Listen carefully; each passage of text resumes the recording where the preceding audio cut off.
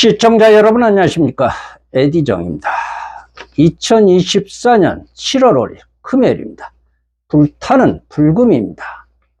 내일이면 토요일이죠. 만남주선 모임을 진행을 합니다. 이성 만남입니다. 배우자 이성 친구를 만날 수 있습니다. 내일은 말이죠, 50대 초부터 70대 초까지 이렇게 오시는데, 제가 예측하기로는 30명이 좀 넘지 않을까 이렇게 보는데, 또 예측이라는 걸 빗나갈 수도 있죠. 더 많이 올 수도 있고 조금 덜 올 수도 있고 그렇습니다. 제가 며칠 전에 방송을 드렸습니다. 평생 동안 간만 보다가 병원에 입원을 했다고 CF라고 하였죠. 식당에서 음식을 간만 보고 모임에 와서도 이 사람이 좋을까 저 사람이 좋을까 또 간만 봤죠.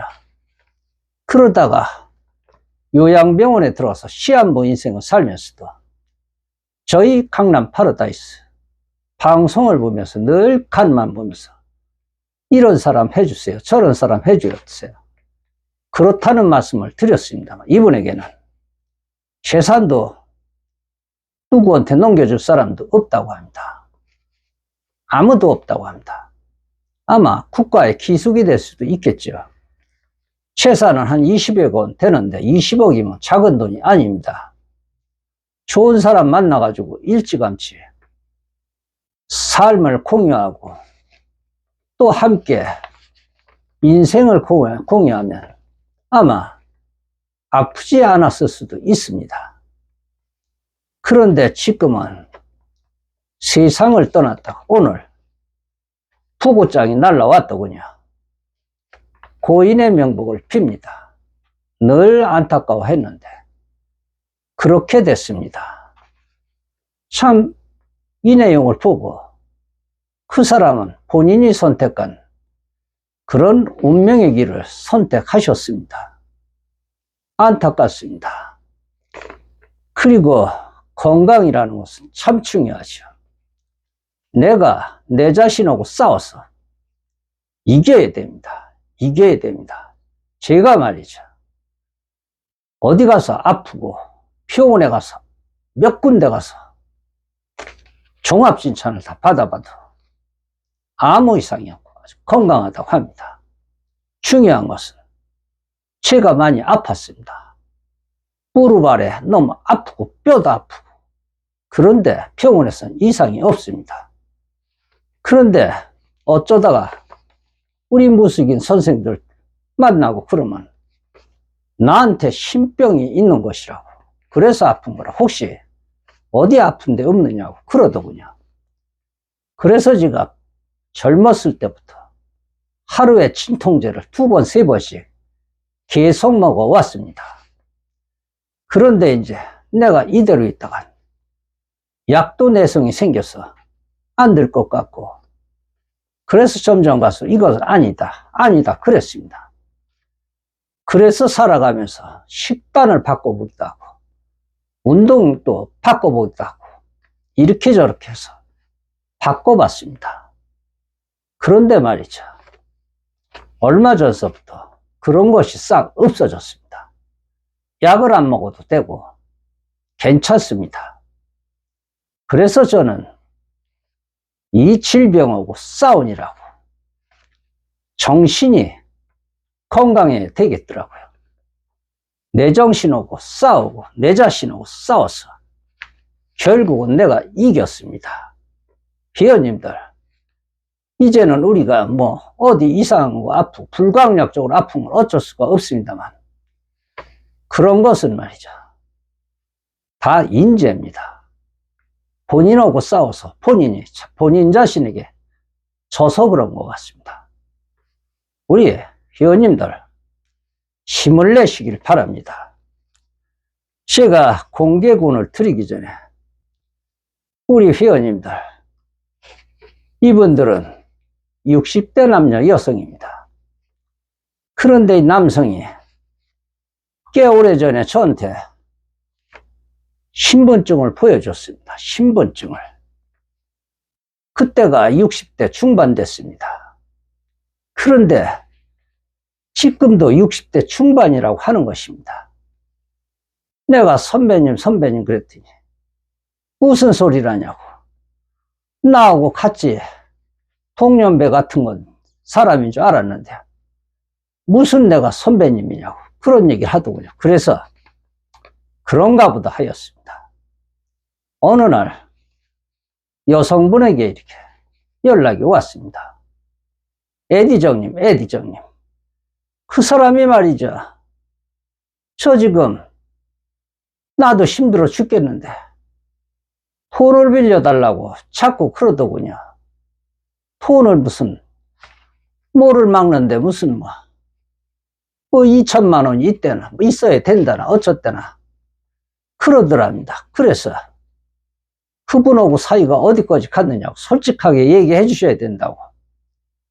그랬더니 아닙니다. 그분은 무슨 문자를 얼마나 보내는지 하루에 3번씩 보내더랍니다. 그것이 우리는 소통입니다. 나중에는 그저 알겠습니다. 감사합니다. 그랬는데 그분이 딱 2번 만나서 1번 식사하고 1번은 커피 한잔 마셨는데 돈을 뭐 1,800인가 2천만 원을 있어야 되는데 그 돈을 좀 빌려달라고 그러더랍니다. 그래서 이것을 내가 있기는 있지만 이것을 드려야 될까요? 말아야 될까요? 그래서 두 사람의 관계는 돈 문제는 두 사람이 알아서 해야 되는데 내가 볼 적엔 아닙니다. 그분 나이가 몇 살이라고 합니까? 그랬더니 지금 뭐 66인가 7이라고 그러던데요. 그 사람 제가 꽤 오래전에 코로나 전에 그 신분증을 확인을 하였습니다. 그런데 그 사람은 지금 기억을 못하는 것 같습니다. 가끔가다 이런 얘기를 했죠. 우리 아버지가 호적을 잘못 올려가지고 뭐 내가 5살인가 6살이나 호적이 위로됐다나 뭐 어쩌대나 사람이 태어나지도 않은데 어떻게 태어날 줄 알고 5년 후에 6년 후에 이를 어떻게 알고 호적을 그렇게 해놨을까요? 뭐 그럴 수도 있겠습니다만 그분은 지금 보니까 사기꾼입니다. 정말로 손 한번 잡아본 적이 없습니까? 없어요. 그러면 정말입니까? 키스한 적도 없고요. 그건 또 없죠. 그러면 어디 호텔방인가 모텔방에 가서 같이 끌어안고 사랑했습니까? 그거는 더 없죠. 참 이상하시네. 지정님은 나를 어떻게 보고 그러시네. 그러는 것이었어. 확실합니까? 확실해요. 딱 2번뿐이 안 만났다고. 그러면 그 사람은 정신병자입니다. 그 사람은 만날 늘 얘기할 적에 뭐 60억이 어떻고 100억이 어떻고 뭐 집안에 뭐를 팔아야 되는데 그것이 뭐 150억 나가느니 그런 얘기를 합니다. 그런데 오시는데 또 옷은 멋떨어지게 하고 옵니다. 그런데 그분은 사기꾼입니다.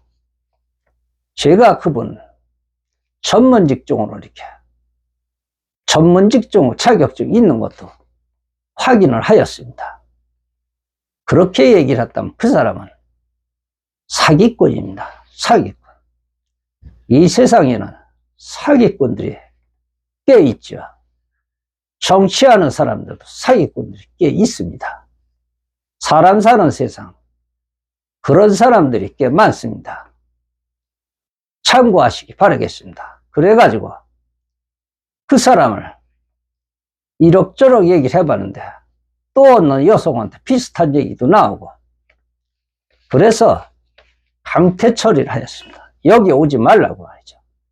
늙은 주제에 젊은 사람들을 만나가지고 무슨 2천만 원을 빌려주라 1,000만 원을 빌려주라 당신 제정신이냐고 언젠가 나한테 주민증 보내준 것도 있는데 세상을 그렇게 살면 안 된다고 여기 오지 말라고 소리를 질렀습니다. 그랬더니 한쪽 얘기만 들어본다고 일리는 있는 내용입니다. 그런데 부여자분에서 그런 얘기가 나왔습니다. 그리고 억만 나면은 그 걸어두는 거 있죠. 걸어두는 거. 그냥 걸어두고 본인은 또 다른 모임에 나가고 사는 것이 개판입니다. 그런 사람은 내가 알기로는 죄받아서 죽을 것입니다. 공개군입니다. 여성분이십니다. 65세. 신규 헤어지십니다. 이분은 아주 인상도 좋으시고 또 혼자서 사는데도 지장이 없으십니다. 참석이십니다. 63세. 강남에 살고 계시는데 참석이십니다. 59세 되셨습니다. 여성분 참석이십니다. 여성분 55세. 아름다우시더군요. 처음 참석하십니다. 제가 특별히 공개권을 드릴 분은 먼저도 한번 드렸습니다만 화훼농장을 지금 운영을 한다고요. 화훼농장. 그런데 이분이 지금 67세인데 61년생 소띠, 64년생 용띠, 65년생 뱀띠, 뭐 이런 분들하고 잘 맞는다고 그런 분을 미팅을 시켜달라고 특별 미팅을 신청을 하셨습니다. 다시 한번 여성분들에게 이런 말씀을 드리는 것입니다. 남성분 64세 전문직 중이십니다. 두 번째 나오십니다. 남성분 57세 되는데 자영업이십니다. 처음 참석이십니다. 경기도이십니다. 내가 이런 소식 저런 소식을 접하면서 이 모임을 진행을 하면서 운영을 하면서 어떻게 해야 될 것인가 뭐 이런 생각을 많이 해봅니다. 이성 만남에서는 감정에 이렇게 강도라는 것이 있죠.